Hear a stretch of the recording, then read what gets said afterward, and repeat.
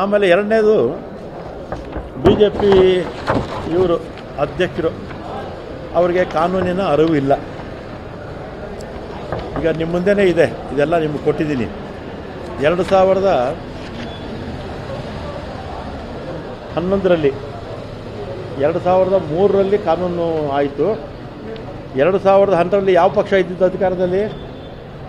B J P ಪಕ್ಷನೇ ಅಧಿಕಾರದಲ್ಲಿದ್ದರು. B J P ಪಕ್ಷ ಅಧಿಕಾರದಲ್ಲಿದ್ದಂಥ ಸಂದರ್ಭದಲ್ಲಿ 11ರಲ್ಲಿ ಬಹುಶಃ ನಮ್ಮ ಯಡಿಯೂರಪ್ಪನವರೇ ಚೀಫ್ ಮಿನಿಸ್ಟರ್ ಆಗಿದ್ರೇನೋ ಅಲ್ವಾ. ಕಾಲಮ್ 17ಕ್ಕೆ ಒಂದು ತಿದ್ದುಪಡಿನ ತರ್ತಾರೆ. ಅದರಲ್ಲಿ ವಾರ್ಷಿಕ 5 ಲಕ್ಷದಿಂದ 10 ಲಕ್ಷ ರೂಪಾಯಿ, ಯಾವ ಸಂಸ್ಥೆಗಳ ಒಟ್ಟು ವಾರ್ಷಿಕ ಆದಾಯವು 5 ಲಕ್ಷ ರೂಪಾಯಿಗಳನ್ನು ಮೀರಿದ್ದು ಆದರೆ 10 ಲಕ್ಷ ರೂಪಾಯಿಗಳನ್ನು ಮೀರಿರುವುದಿಲ್ಲವೋ ಆ ಸಂಸ್ಥೆಗೆ ಸಂಬಂಧಪಟ್ಟ ನಿವ್ವಳ ಆದಾಯ ಶೇಕಡ 5ರಷ್ಟು. ಅಂದರೆ 5ರಿಂದ 10 ಲಕ್ಷದವರೆಗೂ ಆದಾಯ ಇರ್ತಕ್ಕಂಥ ದೇವಸ್ಥಾನಗಳಿಗೆ 2011ರಲ್ಲಿ ಯಡಿಯೂರಪ್ಪನವರು ಮುಖ್ಯಮಂತ್ರಿ ಆಗಿದ್ದರು ಅಥವಾ ಸದಾನಂದ ಗೌಡರು ಆಗಿರಬೇಕು, ಮಾಡಿದ್ದಾರೆ. ಆಮೇಲೆ 10 ಲಕ್ಷಕ್ಕಿಂತಲೂ ಮೀರಿರ್ತಕ್ಕಂಥ ಆದಾಯ ಇರ್ತಕ್ಕಂಥ ದೇವಸ್ಥಾನಗಳಿಗೆ ಶೇಕಡ 10ರಷ್ಟು ಬಿ ಜೆ ಪಿ ಸರ್ಕಾರನೇ ಹಾಕಿದೆ.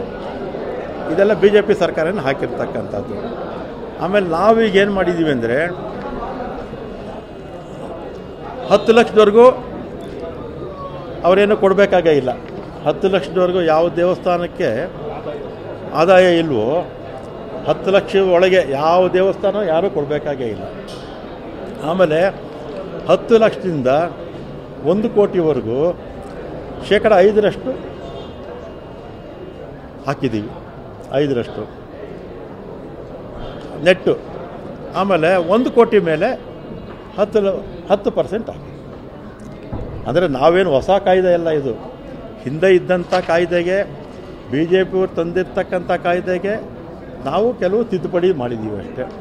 ಕಾನೂನು ಅರಿವಿಲ್ಲದೆ ಇರ್ತಕ್ಕಂಥವರು ಬಿ ಜೆ ಪಿ ಅಧ್ಯಕ್ಷರು ಈ ರೀತಿ ಅಪಾದನೆ ಮಾಡ್ತಿರ್ತಕ್ಕಂಥದ್ದು ಯಾವ ಪುರುಷಾರ್ಥನ ನನಗಂತೂ ಗೊತ್ತಾಗ್ತಿಲ್ಲ.